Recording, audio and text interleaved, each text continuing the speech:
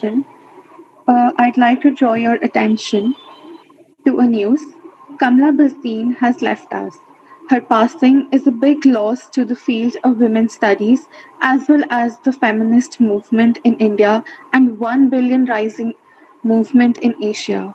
Kamaladi, as she was popularly known, lived in her songs, verses, stories, speeches, publications in multiple languages, and the most importantly, in our hearts and minds. Thousands of scholars, activists, young adults with non-English background got their understanding of feminism by understanding of feminism by studying Kamla Bhasin's booklets of feminism, patriarchy, gender-based violence, so on and so forth. We request you all to observe a minute of silence as we express a small measure to express our deepest respect and condolences. Rest in peace, Kamla Bhasin.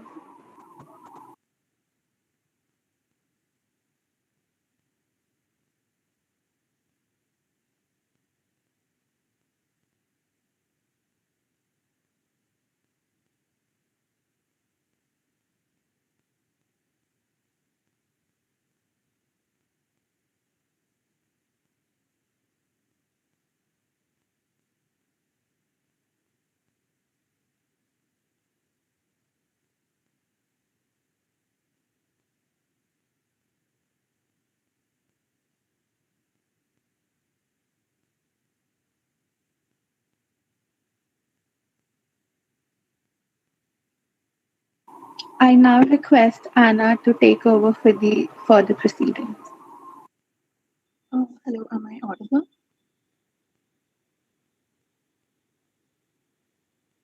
Good morning to one and all present here. I, on behalf of Women's Studies Center, Jesus and Mary College, would like to welcome you all for the second session of the certificate course module for the academic year 2021-2022 on mainstream feminist approaches and theories, problems and prospects. For a movement that is meant to represent all women, feminism frequently focuses on those who already have most of their needs met. All too often, it is not about survival, but about increasing privilege. To throw, to throw light on this topic, I would like to welcome a speaker for the session, Dr. Maya John. Dr. Maya John teaches history at the University of Delhi, India. She has been researching and publishing on the politics of epidemiology and history of epidemics, the relationship between caste, gender, and the labor market, the evolution of labor law in colonial and post colonial India, gender specific laws at workplace, the history of educational inequality in India, and the recent anti rape agitations in India. Ma'am is actively working with unions of nurses in the Delhi NCR region and is associated with the United Nurses of India, a platform for which she has been writing position papers on the emerging trends in the nursing labor markets in India, the nature of collective organization by nurses, etc. She is also an active member. She is also active in unions of domestic workers, teachers, and other sections of the urban workforce and is associated with women's organization, Center for Struggling Women. We're delighted to have you with us now. I would request the audience to kindly mute themselves, and in case you have any questions or comments, kindly put them in the chat box. I now request Dr. Maya John to take over and enlighten us with her knowledge.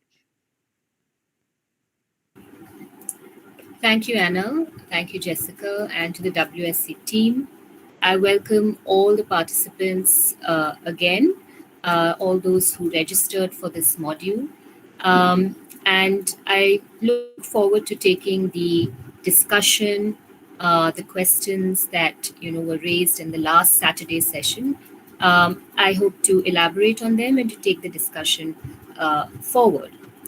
I had mentioned last Saturday that I will be particularly using the next session to talk to you about the somewhere the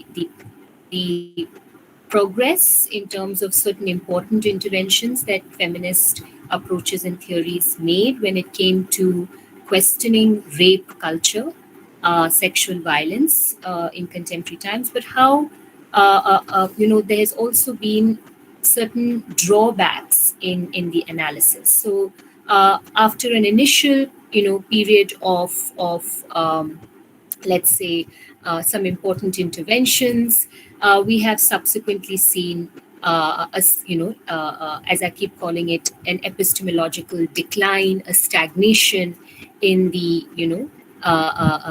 understanding provided by mainstream feminism of, very, very pertinent problems in our society, such as sexual violence or rape. um, so let me elaborate more on these blind spots, anchoring the discussion, of course, on the question of sexual violence in contemporary times, and or also by anchoring the discussion on the whole question of beauty and the extent to which, somewhere mainstream feminism, including mainstream feminism in our country, can be seen actually somewhere being co-opted by this मेरी skirt की length से तुझे क्या kind of politics. So to what extent can we see the feminist interventions and approaches actually being able to envisage a real sexual revolution is the second point that I wanted to raise, apart from the point about sexual violence and feminist explanations of that. So let me begin the discussion by asking the participants, please, either in the chat box, or if you feel confident and have decent internet, you can unmute and share with the audience, share with the others what you understand as the reasons, or how do you explain rape that you see in your current times. So, what do you think is causing sexual violence in contemporary times? आज के संदर्भ में बलात्कार, यौन शोषण को कैसे समझा जा सकता है, उसके कारण क्या है? Can we have people respond, please? Ma'am, the major reason persists to be the one of power dynamics. That is when one wants to, there are various causes for it, and we cannot generalize one cause as the final cause for rape. But like one of the major causes is that the power assertion thing, that men want to assert power over women, or that a specific group wants to assert the power over another group by taking control over their women. But this is one of the major things, the power assertion. But apart from that, I don't think that sexual desires as such account for a majority of rapes, as particularly. Thank you, Shushti. Can I hear from other participants? Why do they think rape is so pervasive in current times? क्या-क्या कारण है आज के rape culture के पीछे? Come on, I mean, this is something you all must have an opinion about. So silence is really not something you should be, reflecting. I think this is a time that you speak out. So this is something that is it's a very entrenched problem. एक बहुत बड़ी समस्या है, तो इस पे चुप्पी बना के रखना तो मुझे नहीं लगता है कि अच्छी बात है. तो खुल के बात कीजिए कि आपको क्यों लगता है कि हमारे आज के समाज में बलात्कार होता है.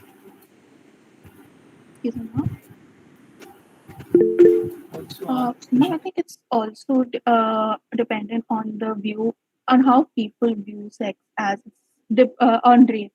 It's how their mentality works. So I saw this video where a news coverage kind of thing where they were interviewing people in Haryana, in a village in Haryana, in these remote areas, and they asked them what their opinions on rape was. So what their mentality was that it's the fault of both the men and the women, and that if the woman is allowed to go outside the home at late at night. So she is inviting rape. I think the mentality of people is also one of the major factors on how people view rape and how why it is still so prevalent. But while we know that it is prevalent, it is also does not have a lot of coverage from the mainstream media. Uh, so I was so the recent report told that have been so many sexual assault cases, but there was hardly any coverage on any sexual assault cases in the media. So may I say that क्योंकि reporting कम होती है, ऐसे सैकड़ों wraps होते हुए जो actually under analysed हैं, under थियराइज्ड हैं, स्टेमिंग फ्रॉम जो एना ने अभी बोला कि हमारे देश में एक चीज तो ये भी दिखता है कि रेप है परंतु उसकी अंडर रिपोर्टिंग है. I mean there is not enough reportage of many rapes.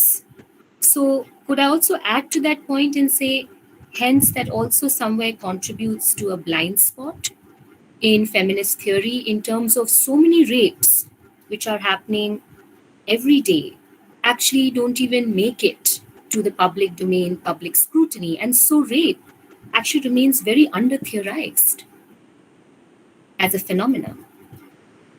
Is that true? Would you agree to that? But Okay, ma'am, let's come back to that. I like to hear from other people. So there's some comments in the chat box. Okay. Right. Now let me ask you another question. Do all societies witness rape? Has rape existed in all societies?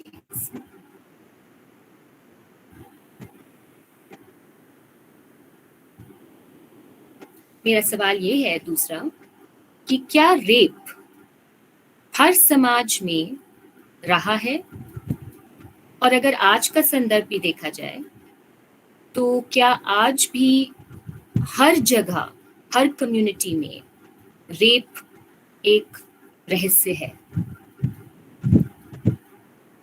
क्या लगता है?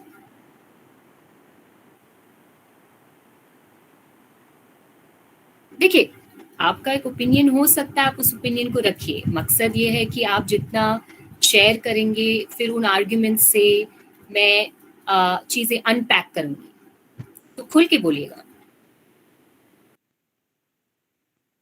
Ma'am, I believe that there is some sort of violence against different communities in different areas, and this many of so for example, in the Black community in America, so lynching, sexual assault, everything is just carpeted under the main umbrella term of violence, and it's just given to us as violence against this particular community in this region. Anna, let me rephrase the question so you actually get the crux of the question. Okay? What I'm asking you, and let me put it like this, that in all forms of society, wherever you go, is rape a reality? Okay? And I mean actual rape, the way we have scientifically and in whatever sensitive feminist manner also, we have identified rape as forceful penetration and trauma and hurt attached to it. Okay? So there's no confusion here about what I mean about rape. Okay, it's not a definitional problem. There is rape that is being defined in a particular way. Now, do you see that exist in all forms of society? And what I push you to answer is in this question: where do you think more rapes happen? In America or in Adivasi communities? Suppose in India or in parts of Africa, Indonesia, etc. Where do you think more rapes happen? Okay, somebody's saying America. What about others? So just look at the responses of your participants, co-participants. So they're saying America में ज्यादा rape होता है तुलनात्मक रूप से अगर हम आदिवासी इलाकों में आदिवासी कम्युनिटीज को देखें तो इससे क्या पता चलता है कि बलात्कार सेक्सुअल वायलेंस एक ऐसी रियलिटी या रहस्य नहीं है जो सारे समाज में सब जगह एग्जिस्ट करता है या उसी मात्रा में एग्जिस्ट करता है. तो डिफरेंसेस हैं.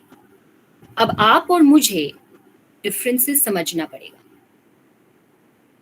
क्योंकि मेन स्ट्रीम फेमिनिज्म बहुत ब्लैंकेट एक्सप्लेनेशंस लेके चलता है, बहुत simplified male power, men wanting to always from time immemorial exercise control on women, ये जैसे जो explanations हैं, and all men can rape, all women are rapeable. I'm going to push you to question that. Okay? So with that starting point, let me recap a little bit about where we ended the discussion, what were the main thrust areas of last Saturday's discussion. Please remember, in the last session, last Saturday, we discussed the tendency in mainstream feminism towards delinking, separating gender, inequality from wider structuring realities. Realities like class, caste hierarchy, regional disparity, etc. Now, because of this delinking that happens in mainstream feminist theory and approaches, this delinking between gender inequality and wider structuring realities, it is not surprising. It is really not surprising to often find mainstream feminist theory, in a very awkward manner, reinforce, reproduce, repeat certain abstract concepts like male power. And I think when I asked this question, I saw a reflection in your responses about the same kind of understanding, that there is this, always present, inexplainable, male power, or this always present since the very first man and woman came into existence on, earth. From that very beginning, patriarchal desire has existed to put women in their place, right? Leaving, of course, unexplained why, certain men don't behave like that. If this is such an overarching or ever-present desire of men, how is it that some men do not, reflect the same? So these are half-baked, under-theorized concepts that male power, omnipresent patriarchal desire to repress women, put them in their place, through rape you achieve that. Our purpose, is to push beyond the blind spots, call a spade, and explain in more detail who is becoming victims and who are the perpetrators or who are the rapists. What creates the social dimensions of rape? What socially goes into the making of a victim and what socially goes into the making of a rapist? Okay?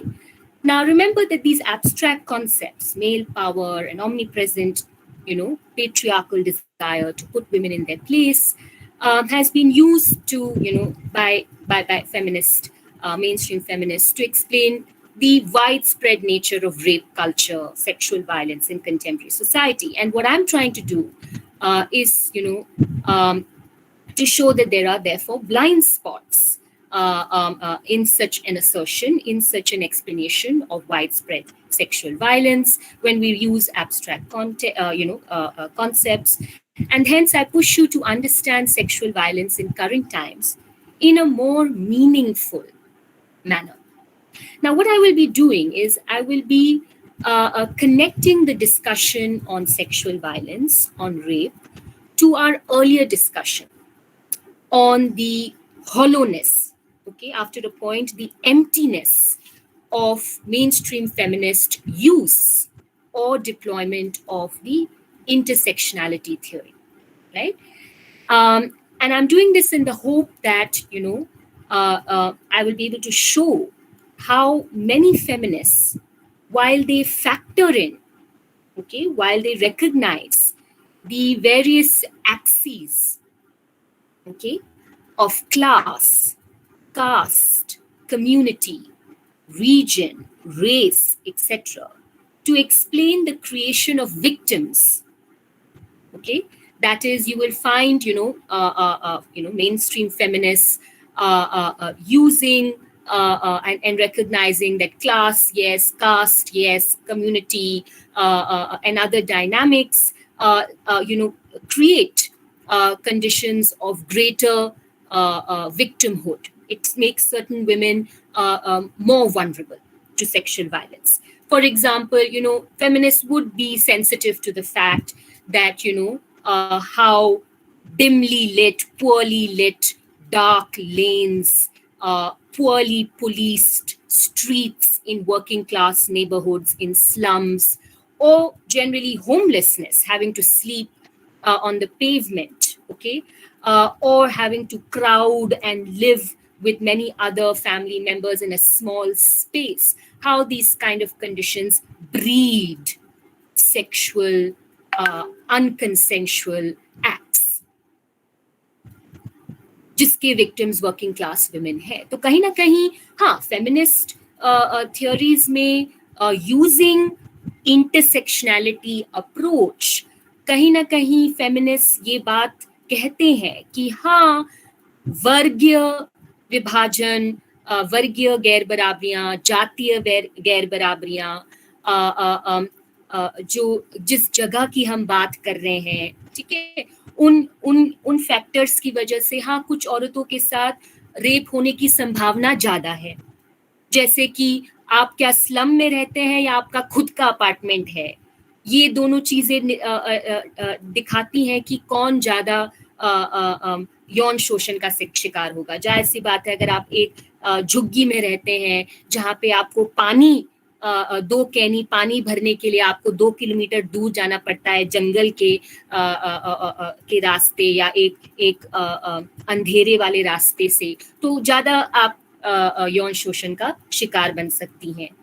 आपके इलाके में कम police आती है तो वहां पे आपके साथ ज्यादा छेड़छाड़ होने की संभावना है. तो ये कहीं ना कहीं फेमिनिस्ट थियरी अप्रोच में रिफ्लेक्ट होता है कि हाँ, अलग अलग एंगल हैं, फैक्टर्स हैं, जैसे जाति, वर्ग, जिससे ये डिसाइड होता है कि विक्टिम कौन बनेगा और किस मात्रा में विक्टिम बनेंगे. और जाहिर सी बात है, जो गरीब महिलाएं हैं, जो दबी कुचली महिलाएं हैं, या जो कोट अनकोट जिनको हम छोटी जातियां कहते हैं, उनकी महिलाएं हो, उनके साथ ज्यादा संभावना है रेप की.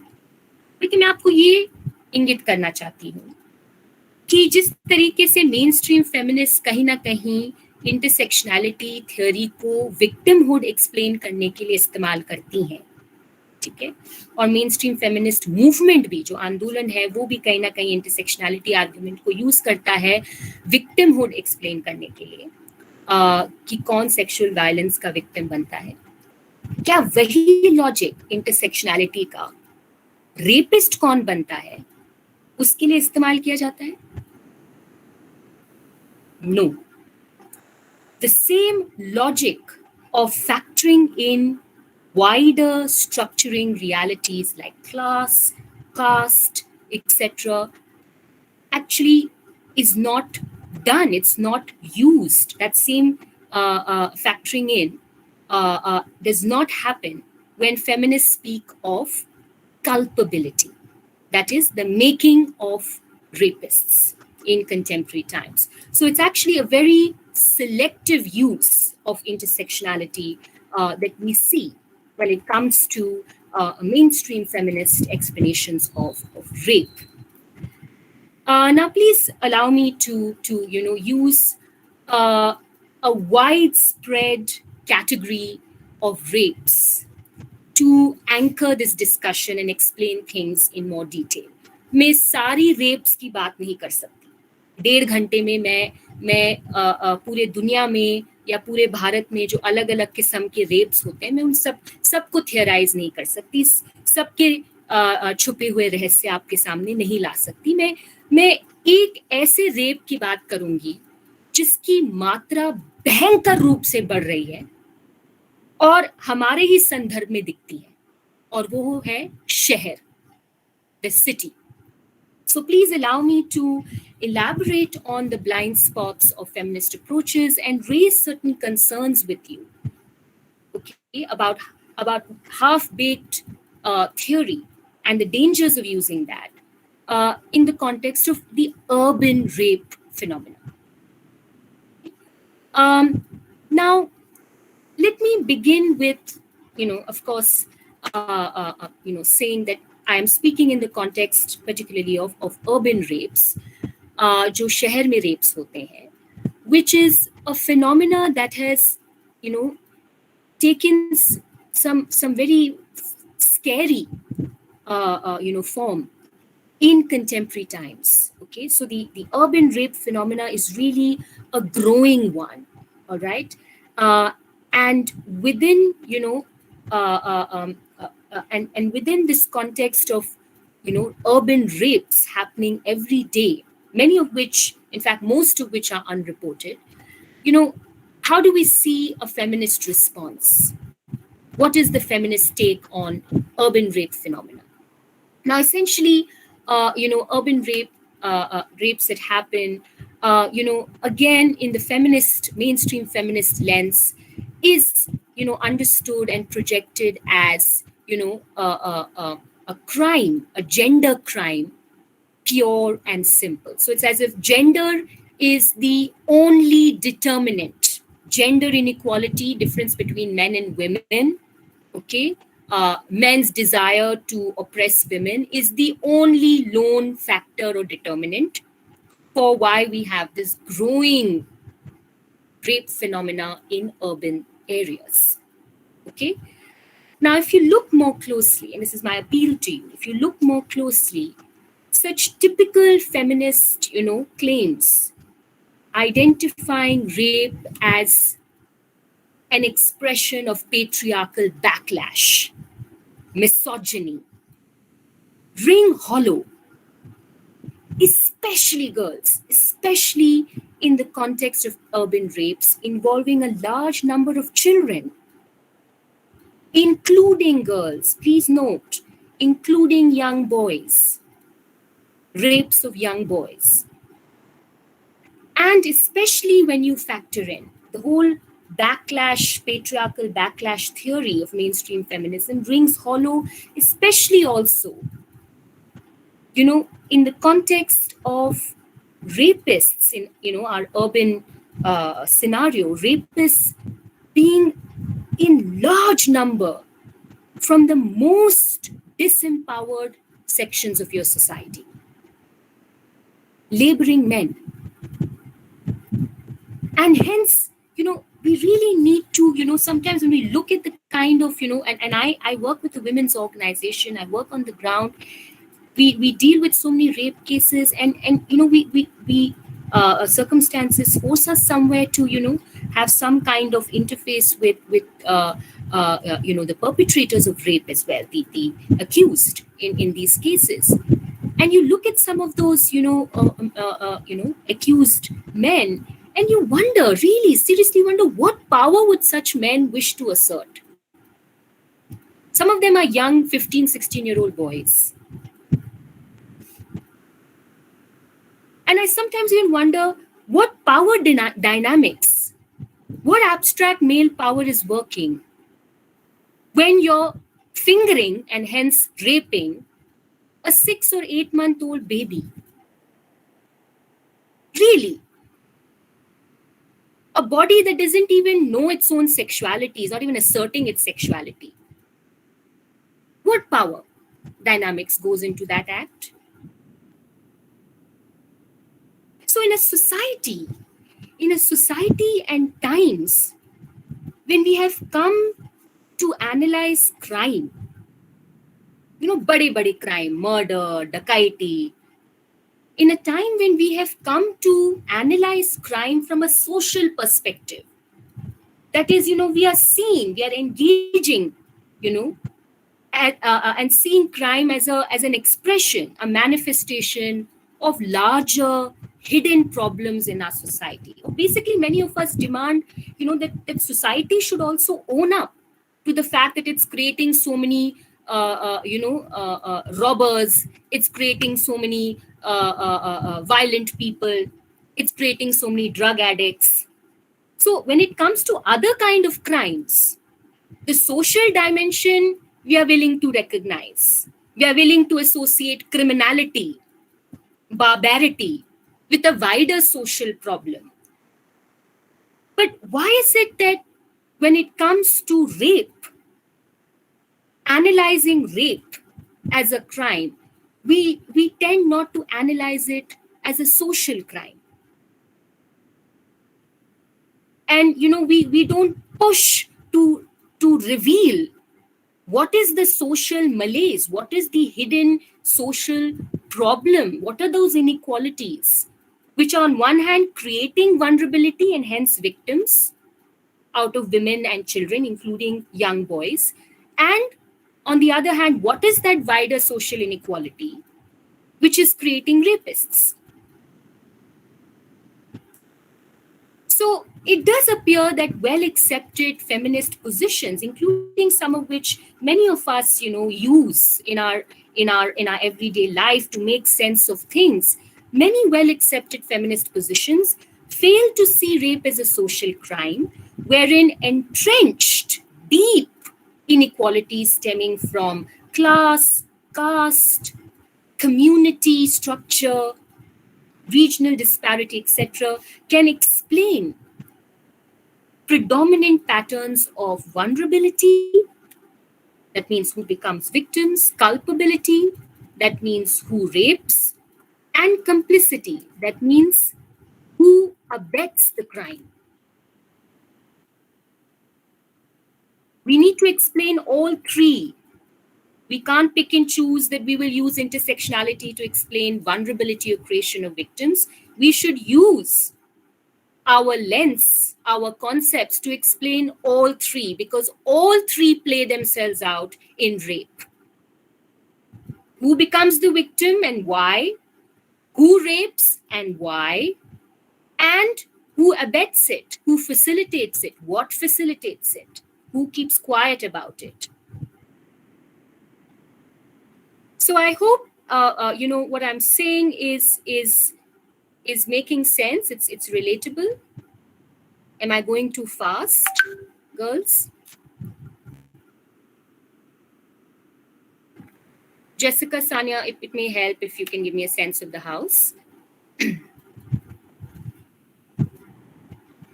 Okay. ठीक है. तो if the speed is okay, let me progress. तो मैं यही नेक्स्ट पॉइंट पे जाने से पहले मैं यही जल्दी से हिंदी में कहना चाहती थी कि मैं ये समझा रही हूँ कि आपको अगर बलात्कार जो हमारे खासकर की शहरी संदर्भ में हो रहे हैं, ठीक है, और मैं शहर में जो बलात्कार बढ़ते जा रहे हैं उनकी बात कर रही हूँ, अगर शहर के संदर्भ में बलात्कार को समझने की कोशिश करें तो आप सिर्फ एक ही चीज नहीं पकड़ के चल सकते कि विक्टिम कौन बनता है, मुझे बस यही एक्सप्लेन करना है, किसका रेप होता है. आपको रेप समझने के लिए, समझाने के लिए और उसके लिए उपाय ढूंढने के लिए, सोल्यूशन ढूंढने के लिए आपको ये भी एक्सप्लेन करना पड़ता है कि रेपिस्ट कैसे बनते हैं, बलात्कारी कैसे बनते हैं. और बलात्कार को छुपाने के लिए, बलात्कार के समाधान, सच्चे समाधान खोजने के लिए जो हम एक चुप्पी देखते हैं, जिसको मैं कंप्लिसिटी शब्द कह रही हूं, देखते हैं, उसको भी आपको समझाना पड़ेगा. और आप देखेंगे कि एक बड़े हद तक नारीवाद इंटरसेक्शनैलिटी, मतलब बाकी फैक्टर्स को लेकर चलना, जैसे वर्ग विभाजन लेकर चलना, जातीय विभाजन लेकर चलना, ये जो इंटरसेक्शनैलिटी अप्रोच है वो सिर्फ विक्टिम कौन बनता है उसको समझाने के लिए इस्तेमाल किया जाता है, लेकिन ये सारे संदर्भ छुपा दिए जाते हैं जब रेपिस्ट कैसे बनता है उसका सवाल उठता है, और जब कंप्लिसिटी की बात होती है तो ये सारे रहस्य छुपा दिए जाते हैं। कौन से रहस्य?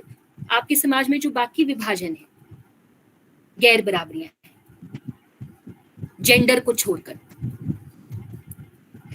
Now, the other problem, of course, so basically what I'm saying is I'll put this point down for you in the chat box. By restricting the analysis, by restricting the analysis or locking the problem of sexual violence to the question simply of male-female inequality, gender inequality, many feminist activists, many mainstream, feminist organizations are unnecessarily and dangerously individualizing culpability, making it an individual problem of the person. That is, projecting rapists as mere aggressors, bad mentality, bad bringing up, just generally, a badmash, patriarchal, and not seeing those aggressors as products of a wider social problem, a product of our society. So I'll put this point down for you. Keep it in mind, because this is what I'm going to be further elaborating. Now, there's another problem, of course, with mainstream feminist assertions about rapes in contemporary urban contexts. And that is, the denying. And somebody said this, I think, in a few minutes back, that has nothing to do with, sexual desire. So this is actually another blind spot in analysis of rape. So this is actually, again, a wrong assumption of mainstream feminist theorization that rape in our current times in urban centers has nothing to do with sexual gratification. So denying the sexual gratification angle, I argue, is actually a fundamental flaw in your analysis. Because it allows feminists to actually avoid the question of a wider sexual crisis which exists in contemporary capitalist society. A wider sexual crisis, by which I mean, and I'll elaborate even further when I close this session today, but broadly अभी के लिए मैं ये समझाऊं, एक sexual crisis जो आज के संदर्भ में एग्जिस्ट करता है वो ये है कि आपका समाज सेक्स के बारे में बहुत बात करता है, देखता है, बड़ी बड़ी पोर्नोग्राफिक और फ्लैश ट्रेड या प्रोस्टिट्यूशन रैकेट एग्जिस्ट करता है, एक commodification of women's body and sexuality और कॉस्मेटिक फैशन इंडस्ट्री पैदा करता है, लेकिन ये समाज वो परिस्थितियां नहीं एक्चुअली पैदा करता जिसमें लोग हेल्थी सेक्सुअल रिलेशंस बनाए रख सके। तो एक बड़ा हिस्सा आपके समाज में push button sex, non consensual sex, marital rape, vulnerable महिलाएं बच्चों का फायदा उठाकर जल्दी से सेक्स छीन लो, इसका शिकार है। और ये जो सेक्सुअल क्राइसिस है कि एक बड़ा हिस्सा एक्चुअली हेल्थी सेक्सुअल रिलेशंस बना ही नहीं सकता, उसके लिए आप परिस्थितियां ही क्रिएट नहीं कर रहे हैं। ये सवाल से बचने के लिए एक बड़े हद तक हमारे मेन स्ट्रीम फेमिनिस्ट अप्रोचेस या theories rape is about sex को बार बार मना करते हैं, क्योंकि अगर आप ये मान लें, ये एक्सेप्ट कर लें कि रेप के पीछे एक एंगल सेक्स भी है, सेक्सुअल ग्रेटिफिकेशन भी है, सेक्स छीन लेना भी है, तो आपको मानना पड़ेगा कि आपके समाज में जनरली जिस तरीके से सेक्स होता है वो घटिया है और एक क्राइसिस एग्जिस्ट करता है सेक्स को लेकर। फिर आपको उसके लिए समाधान ढूंढने पड़ेंगे, आपको और बेहतर सवाल उठाने पड़ेंगे। आप सिर्फ एडवेंचरिज्म या अपने ही सेक्सुअल लिबरेशन के बारे में नहीं सोच पाएंगे, आपको पूरे समाज के सेक्सुअल लिबरेशन के बारे में सोचना पड़ेगा और वो कठिन है। तो आप शॉर्टकट निकालेंगे कि नहीं नहीं, रेप के पीछे सेक्सुअल ग्रेटिफिकेशन का तो कोई एंगल ही नहीं बनता। Is this making sense, girls? Am I being able to bring across this point? Yes, ma'am. Okay, so I'm putting it down in the chat box. So remember that influenced by popular feminist explanations of rape, what we actually saw, in the context of many urban anti-rape movements, and this includes the Nirbhaya, triggered movement in Delhi and many other places. So actually the urban, movement against sexual violence, against rape has, basically continues to reflect these kind of popular feminist explanations of rape, that rape has nothing to do with sexual need or sexual gratification, right? And so rape is just reduced to just seen as an expression of brute, abstract male power, which has nothing to do with people trying to steal sex and just satisfy themselves sexually. Now, correspondingly, the typical feminist explanation assumes. So, what further problems do you see with such under theorization, with such a blind spot, you're not seeing the connections between rape and sexual gratification. You are not seeing, the connection between wider structuring realities and why rape is happening. Okay? Because of that, what we see, additional problems, additional blind spots, are exactly this. The typical feminist explanation assumes that all men are in a position to rape. If you hold on to that concept, abstract concept of male power, and since time immemorial, men have always wanted to put women in their place, okay?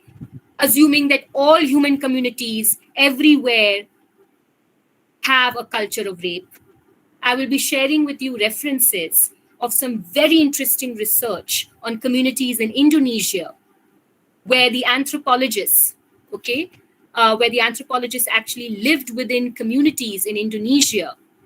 Okay, it's known as the Gerai.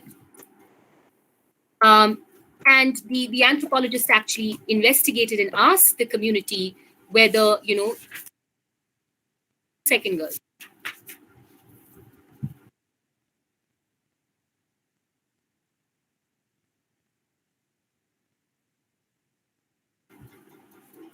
Sorry, that was my phone. So in various parts of the world, there's been some very interesting research done where the anthropologist has lived within certain communities, and in the process of interaction has asked, women of the community that, if a man came and asked you, for sex, what would you do? I mean, and what if he forces himself on you? And many women in such communities in these studies have said, why would he force himself on me? Why would he force himself on me? So the whole concept of force and the fact that certain communities manage sexual relations in very different ways, historically speaking, has obliterated the possibility of rape. So remember, it's not a trans-historical, omnipresent phenomena. Okay, so picking up from there, the fact that we assume that all men are in a position to rape and that all women are in the position to be raped is another blind spot in mainstream typical feminist explanations of sexual violence. आप assume करें कि सब मर्द rape करने की स्थिति में है और हर महिला रेप होने की स्थिति में. Now, in order to explain why rape is an expression of power, okay, this brute male power, patriarchal power, basically to explain why men come to rape women, in mainstream feminism, there is actually a tendency to draw hence on a very empty, very abstract, very hollow concept of patriarchy. Just explain, oh, it's because of patriarchy. What is patriarchy? Has patriarchy always existed? Is patriarchy 500 years back and patriarchy today the same? The tendency to draw on abstract concepts of patriarchy, male brute power, and the disciplining effect on women's sexuality, this is the main thrust.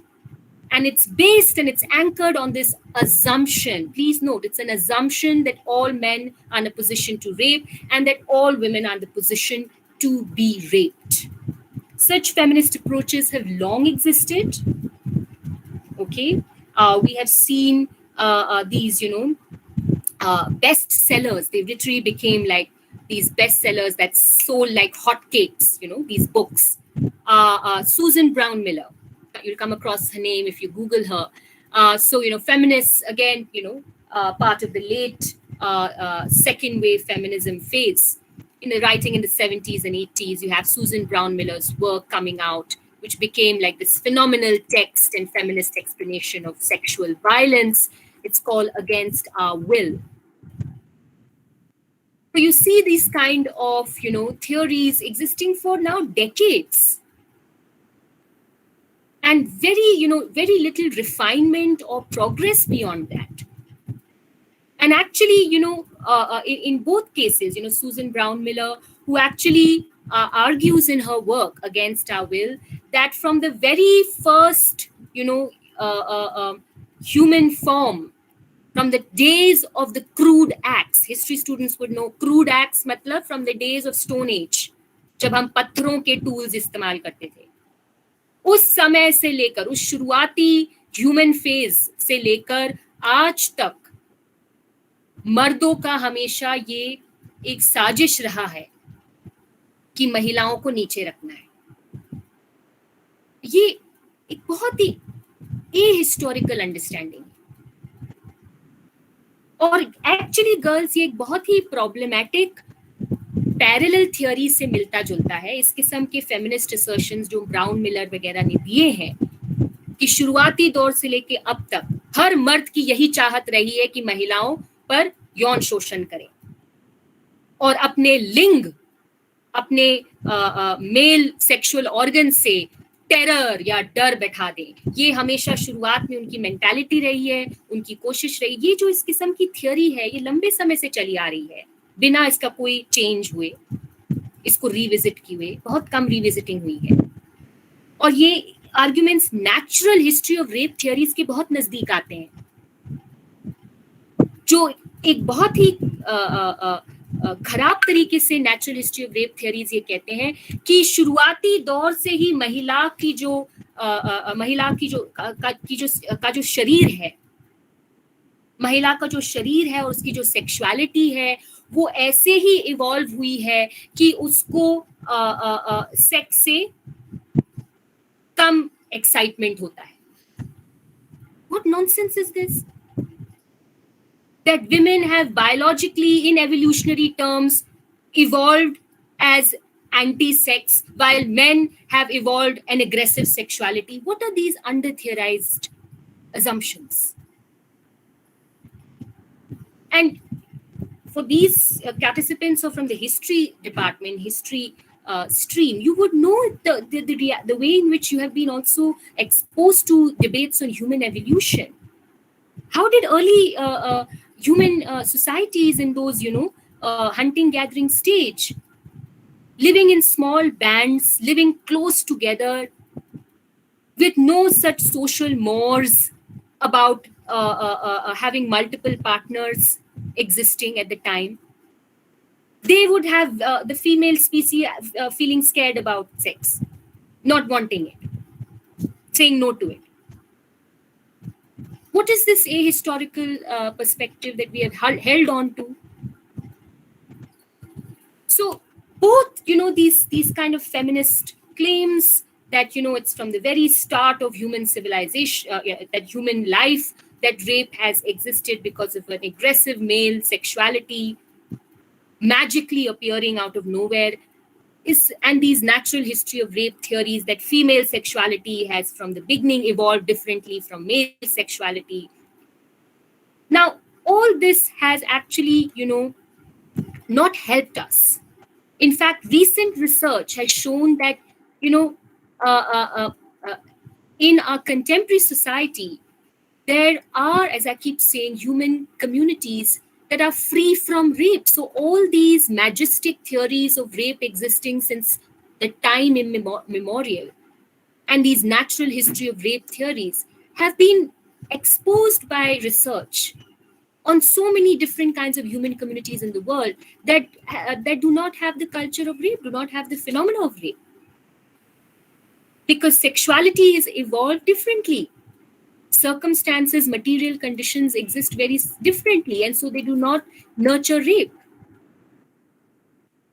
Now, with the evolution of primitive society to agrarian society, ठीक है, जैसे हम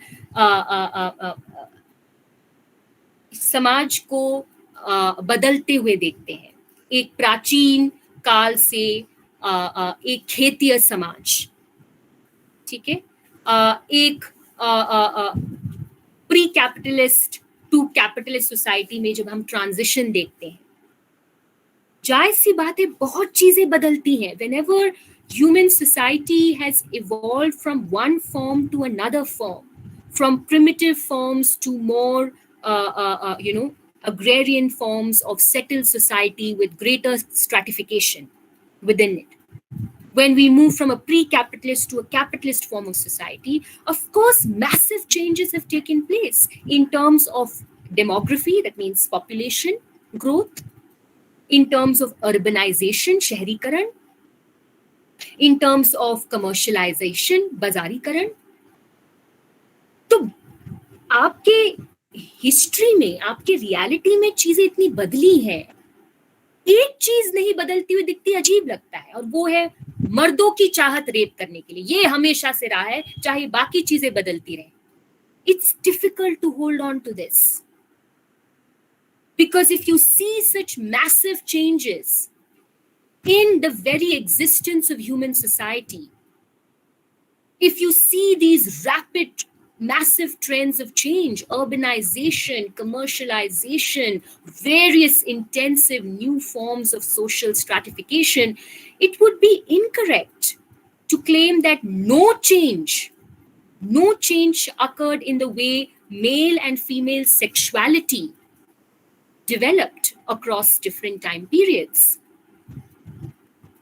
Of course, there would be a change. And of course, there has been a change in male and female sexuality over a period of time.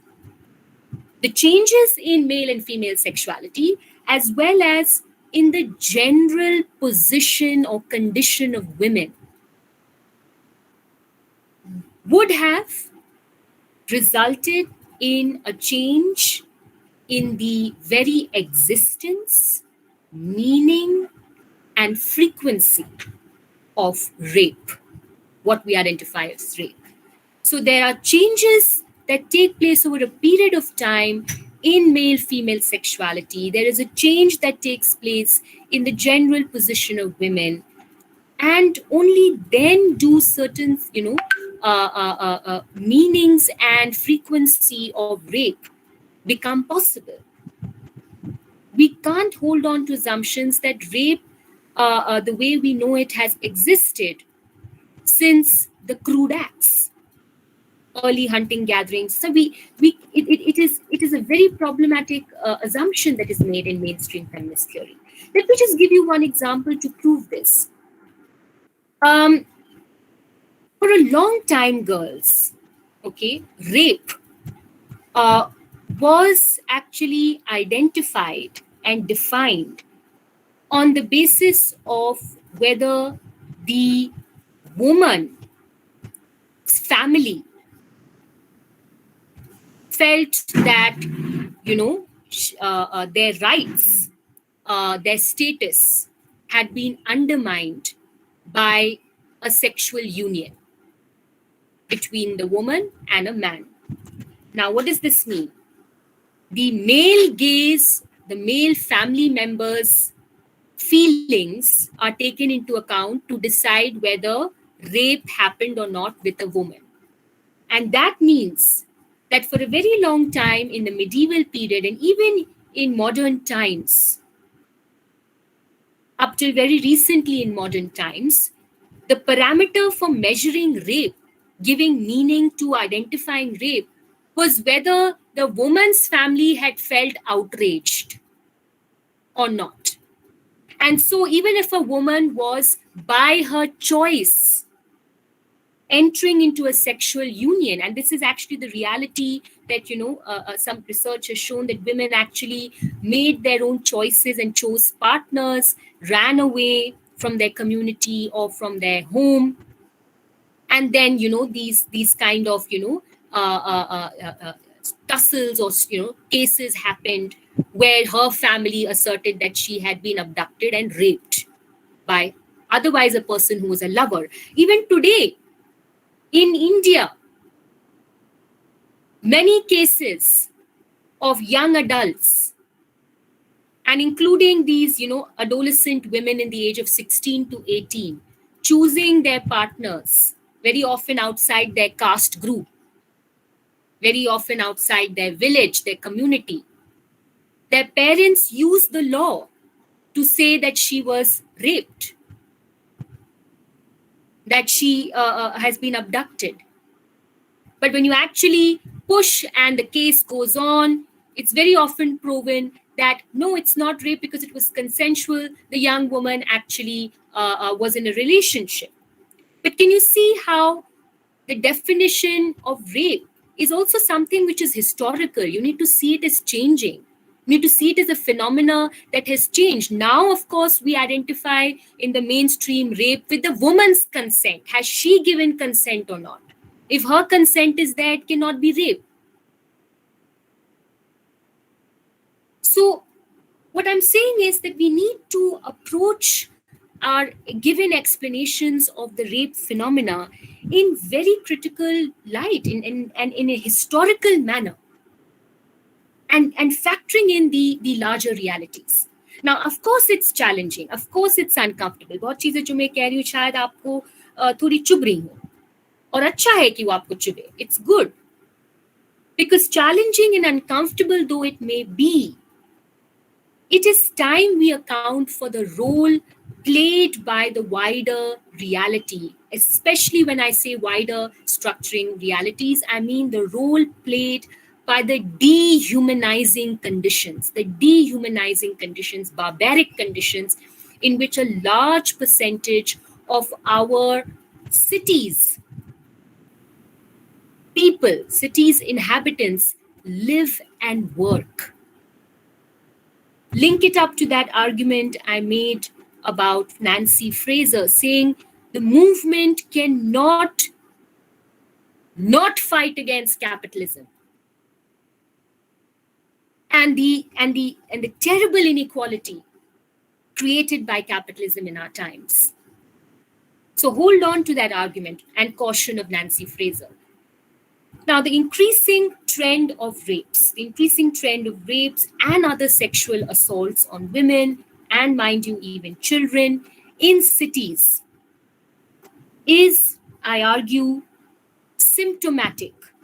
It's an expression of much more than gender inequality. It is indicative of larger inequalities stemming from widening class divisions in our society, deep caste inequalities in our society, all of which breed sexual inequality. So it's not just gender that is creating a sexual inequality between men and women.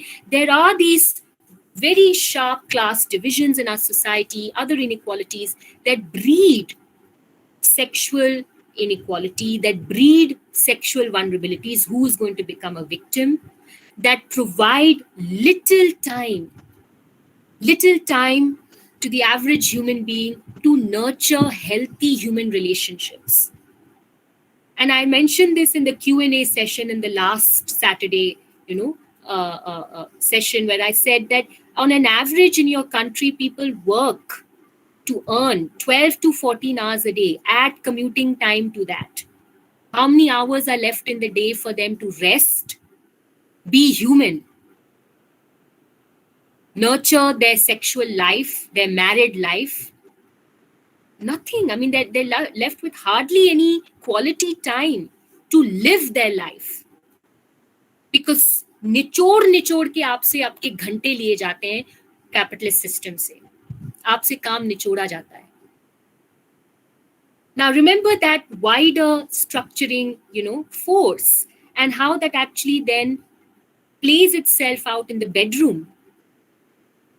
That it provides little time to nurture human relationships, and in fact, this structure, the class structure in our society is producing phenomenal levels of frustration and aggression, especially among men from the laboring masses. And this is why I say there is not just an underreporting of cases taking place in our urban context, there is an under-theorization of most rapes taking place, the bulk of rapes taking place in our urban centers. And the reality is, if you dig deep, if you look more closely and critically, the lower you go down the socioeconomic hierarchy, जितना आप नीचे जाए समाज में, जो आपका एक पूंजीवादी समाज है, उसमें आप जितना नीचे जाते जाएंगे, वहां पे आपको ज्यादा संख्या में विक्टिम्स दिखेंगे, बलात्कार के विक्टिम्स दिखेंगे, और उतना ही ज्यादा आपको बलात्कारी या रेपिस्ट दिखेंगे. And this is something we need to account for. We need to account for the large number of rapes taking place with respect to the most disempowered sections of women and disempowered men who are rapists. Why are they becoming rapists? Now, in reality, inequalities like class, etc., play themselves out in more complex ways than feminists are willing to accept or contend with. The question is not that men are physically more powerful and tend to misuse their power in a context of gender inequality, but that in spite of, having physical power, and despite of prevailing gender inequality between men and women, poor men cannot sexually exploit rich women except in conditions where such rich women, privileged women, happen to be in positions of vulnerability. So really, let's be honest with ourselves. A manual scavenger who carries 30 on his head and earns for that degrading work 50 rupees a day is not going to be in a position to rape Priyanka Chopra. Well, in average conditions, he would not be. Because of the class divide between them, because of that huge material gap between them. Only in certain conditions, for example, if the Bollywood actress or a female CEO of a multinational company or a female entrepreneur, professional, finds herself in a vulnerable condition, like her car breaks down on the highway and she's alone, then of course, she can be, attacked, sexually attacked by men who are lower than her in the social economic hierarchy. Similarly, professional, middle class woman finding herself stuck in an underground parking may become a victim. But on an average condition, would a man from a less privileged background be in a condition to just walk up to a woman of a middle class background and just force himself on her on an average conditions? No. So we must remember that that whole angle of brute male power does not explain why, a section of women will not be in a position to be raped by men who are less privileged than them. Now, while it is true that rapists target a varied group of victims, I'm not saying that, rapists only go after women of their, status, of their background. Yes, rapists target, as I said, rapists target little children who they happen to find in, alone in a vulnerable situation. They will, if they find a upper class woman in a vulnerable condition, stuck on a highway or something like that, they may take advantage, right? So it is true that rapists, and this is also rapists from higher classes. It's not as if middle class men only rape middle class women. We know how these privileged men can walk into red light areas or pick up a prostitute in their car, do whatever they want with her, and drive off without paying. So I'm talking about rapists across class. Of course, they target a varied group of victims coming from different social segments. But we must also contend with the fact that within the pool of rape victims, or who becomes a rape victim, there is a greater representation of victims from the lower strata of society. As I said, if you go lower down the hierarchy in capitalist society, the more the number of victims of rape, the more the number of rapists. So in the pool of victims, yes, there is an overrepresentation of victims from the lower strata of society. And it's a simple point. You live in unsafe neighborhoods, you live in crowded tenements, you have to walk a long distance to access something as basic as water. You live in an unpoliced, poorly policed area. You're going to be, the sexual violence, harassment is going to be an everyday reality for you. Now, this reflects that most victims, therefore, are raped because of the position of greater vulnerability, their circumstances. While there can be no doubt that from a woman's point of view, and of course, at that level, the feminist lens and explanation is correct, that there is nothing sexual about rape for a woman. Victim के लिए rape या बलात्कार sex gratification कभी नहीं हो सकता. So from that point of view, yes, the feminist explanation is right that, from a woman's point of view, from the victim's point of view, there is nothing sexual about sexual violence. But please remember, the current form of rape in our urban areas involving the average man, the ordinary man who is stealing sex. The act is often about stealing sex by taking advantage of the vulnerability of the individual woman or the individual child, or the impunity offered by the circumstances. So you can do it and get away with it. That's what I mean by impunity. So for the average male rapist, it is about sex. Let's not blur out the sex angle from the point of view of the rapist.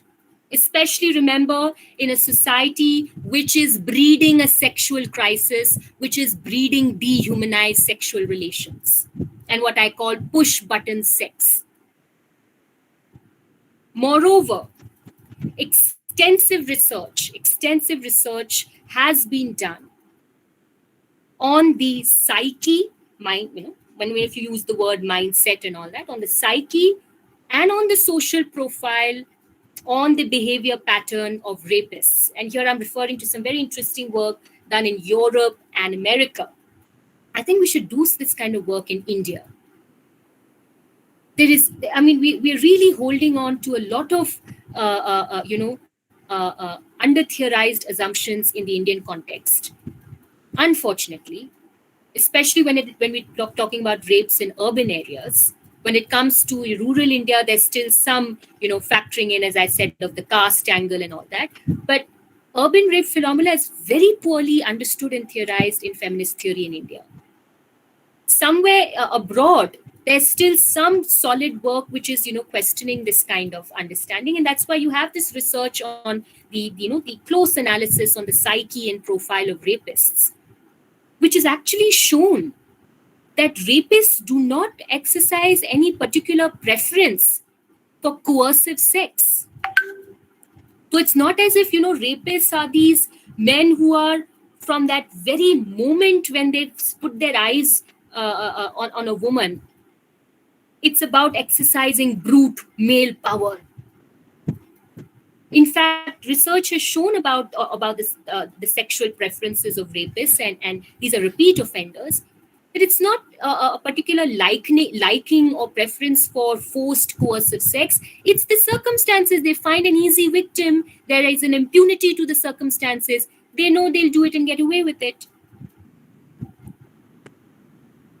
And I want to here also mention what I just to keep it a little easy, for lack of a better expression, what I call the orifice theory.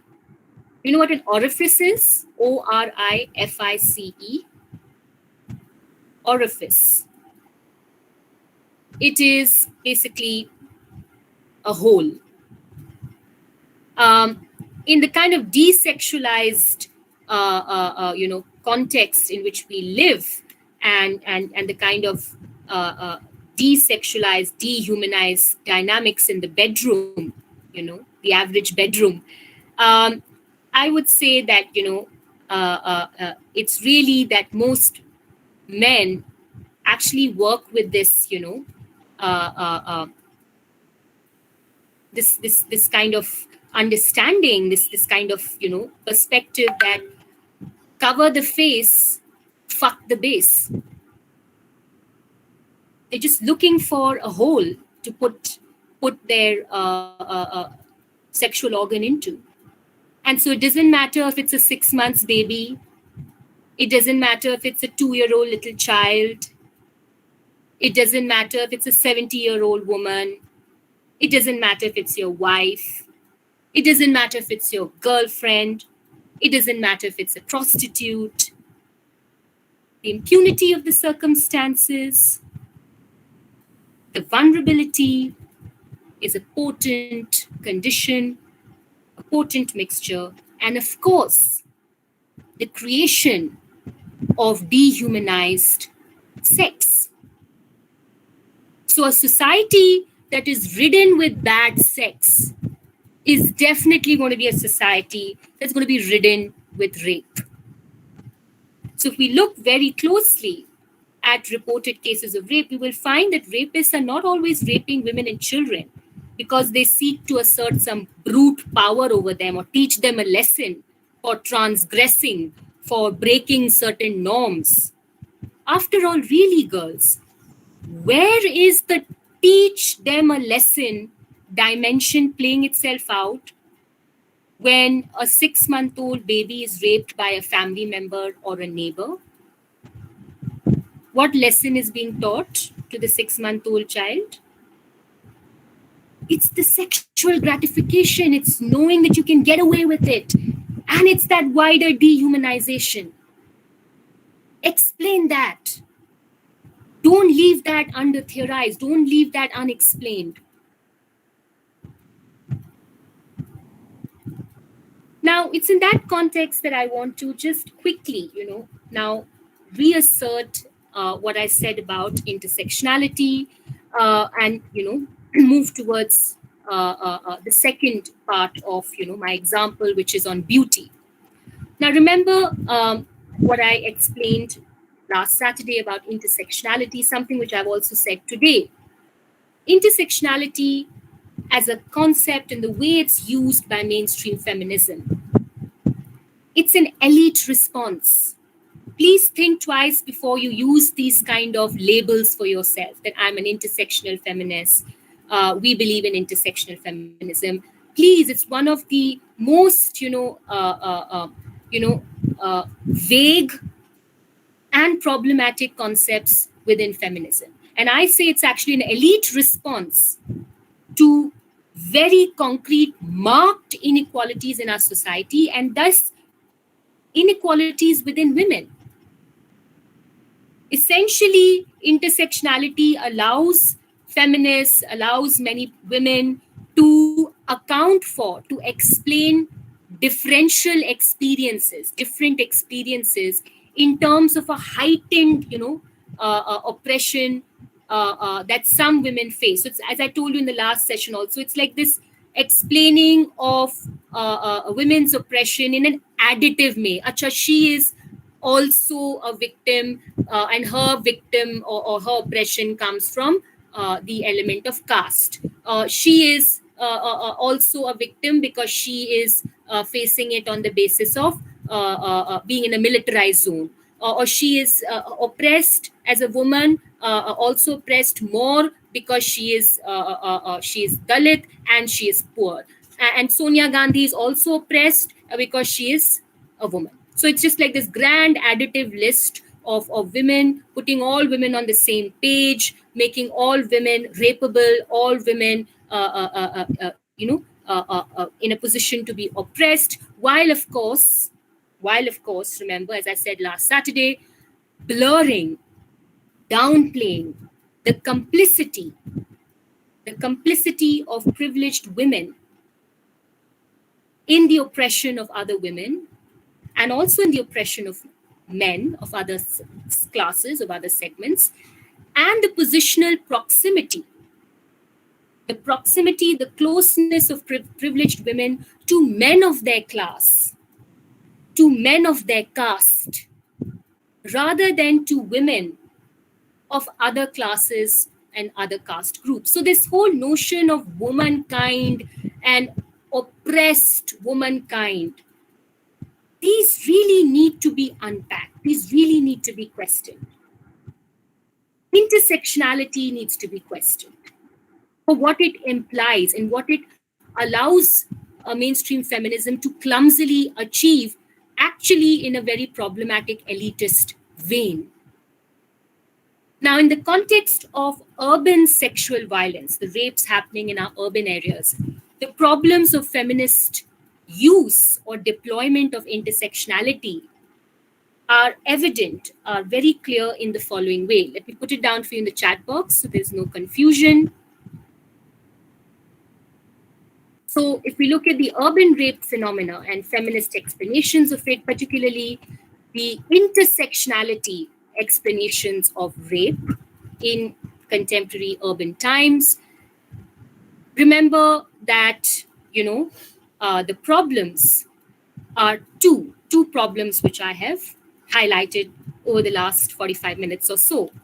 One, feminists do not use the intersectional lens or perspective. That means they do not factor in other structuring realities, other structuring inequalities to explain the creation of rapists.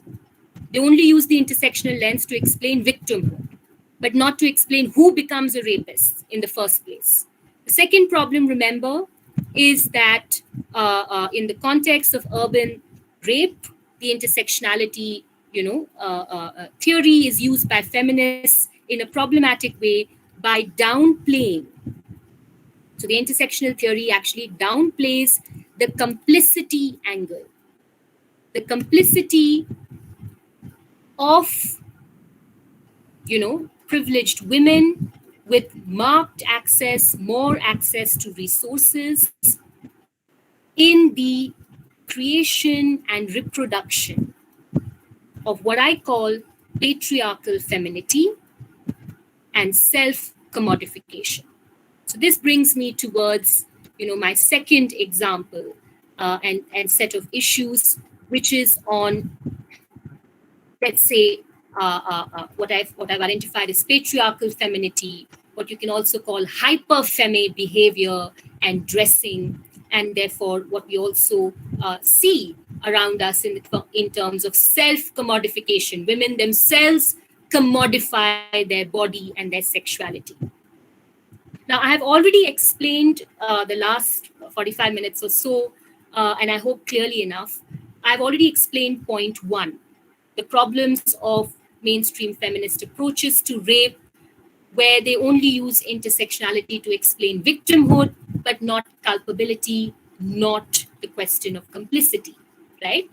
So I won't repeat that. Let me now delve more and draw your attention to the second point, which is the way in which intersectional theory somewhere helps feminists downplay, the whole angle of patriarchal femininity, the complicity of women in actually keeping in place a patriarchal notion of femininity, and of course, nurturing the self commodification of women.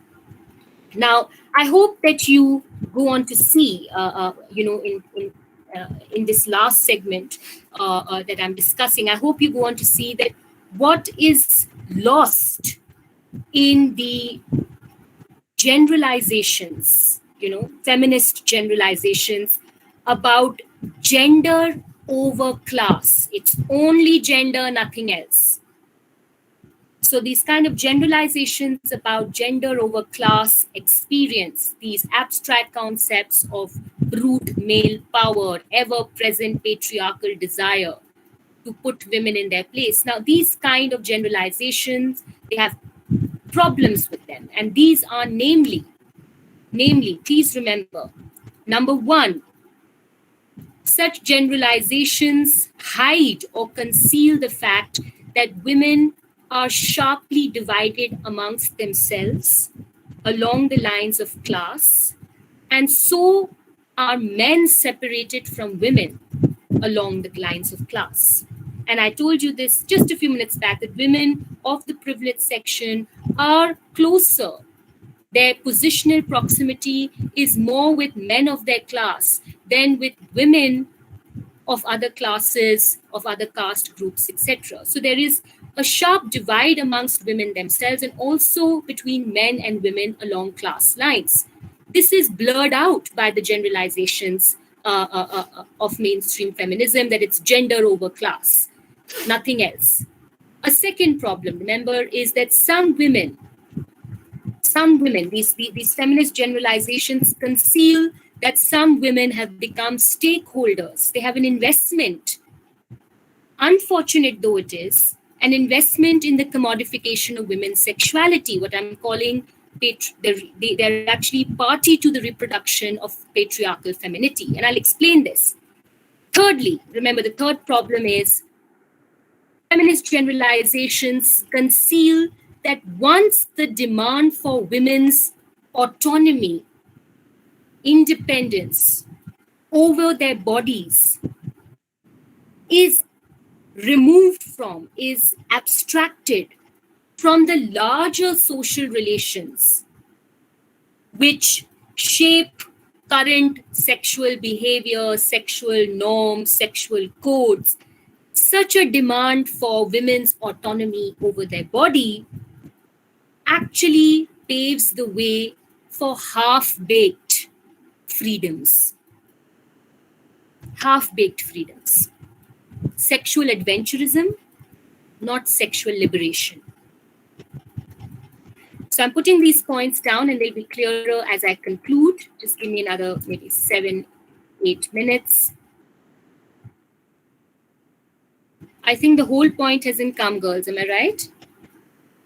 Which words cut rehna? Chat box me. That's the complete sentence. Now,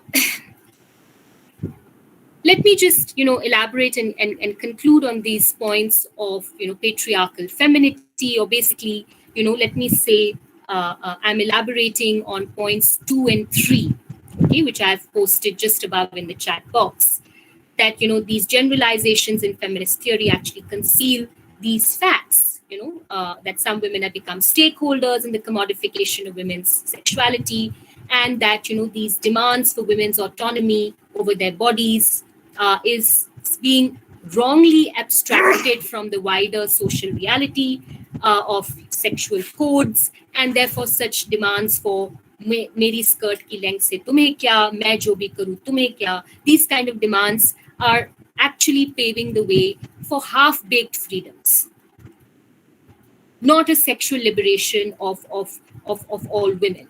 Now, it is hard to deny, really, if you think about it more closely, it's really hard to deny that a section of women have become stakeholders in what is called or identified as the commodification of women's sexuality. So disturbing as it may be, uncomfortable as it may be, what we are witnessing today on a wide scale, in more and more blatant, in your face form, is the constant promotion of raunch culture, okay, what I call raunch culture, in the name of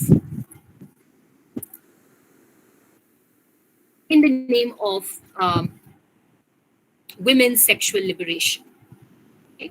So it's this kind of hyper-femme, self-commodified raunch culture. You're using the same disempowering sexist language, doing things to your body to fit what the larger patriarchal male gaze identifies as sexy and wanted. You're willing to compromise in interpersonal relationships, and say that but this is my choice, I want to do it. Now, that kind of larger culture, okay, and hyper femme behavior and self commodification is something which is hardly representative of liberation, of sexual liberation. Now, I say this on two grounds. On one level, on one ground, I draw your attention to what I call female chauvinists. There are many who claim they're feminists, but they're actually female chauvinists, as I call them. Why? And this is a concept, a nice, let me say, a nice, quite accurate, depiction by a scholar, Ariel Levy. Okay, she actually uses this word. She had an interesting book out in 2005 where she identifies female chauvinists who otherwise like to claim that they are talking about liberation by, doing what they do.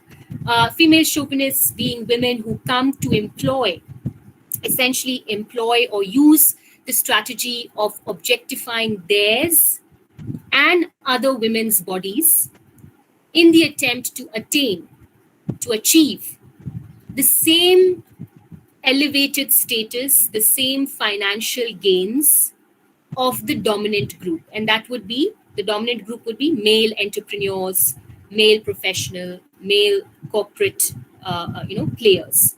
So, the women, I would say, who are, editors of magazines like Femina, magazines. What are some of those magazines that even men read a lot? They are constructing and reproducing and objectifying women's sexuality roles, right? With a very, very concrete interest in terms of, well, they are gaining social respectability by doing so, and they're financially also earning a huge amount by indulging in that kind of projection of women. So that was one, example or ground on which I wanted to show you how the more critical scholarship, the more critical voices in the movement have really, questioned this whole, tendency of a section of women to actually, indulge in self-commodification of their own self and other women, and arguing that it's actually liberating. And this is your typical, female chauvinist in the upper segments of the job market. But there is more to that. I would say my second, example would be the kind of hyper femme behavior. And just so we're on the same page, that's what I mean to say, hyper femme behaviors. This is the spelling. So the other example is not just restricted to the big corporate sector women, or what Ariel Levy identifies as the female chauvinist. This is a generalized kind of behavior and normalization of patriarchal femininity within middle class women. Okay, and this is what I call hyperfemi behavior, and the ultimate quest to fit the parameters of beauty and sexiness. Now, my question here, and what many of us who are genuinely concerned about this kind of self-commodification in the name of sexual liberation and choice, uh, isn't it a competitive beauty? Isn't it a competition that we are actually indulging in the process of exercising hyperfemme dressing, hyperfemme behavior?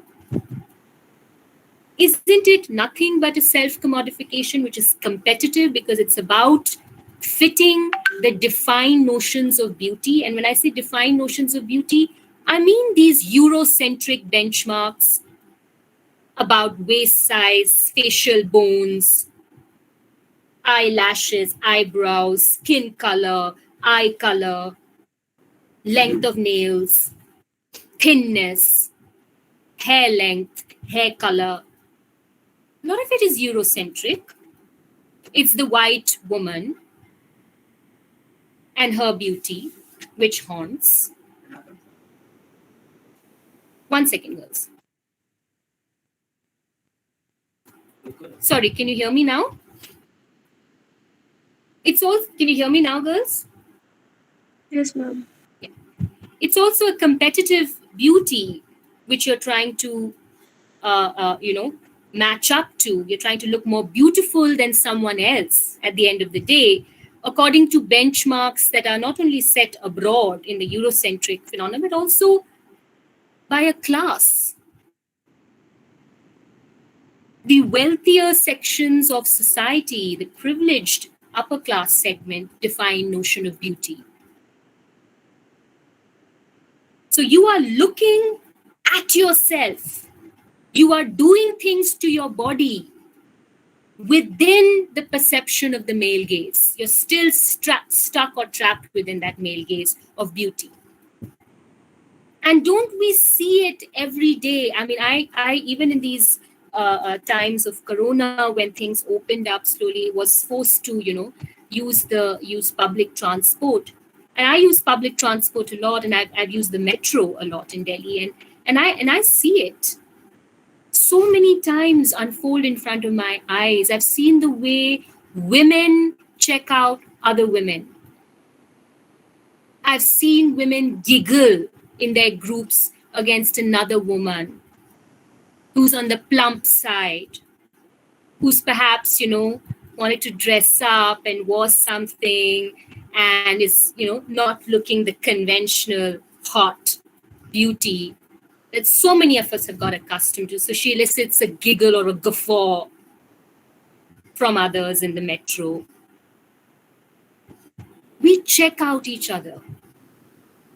And so much that internationally women from, the better off sections of society, because they have those resources, spend more on cosmetics and fashion and surgery than they do on education.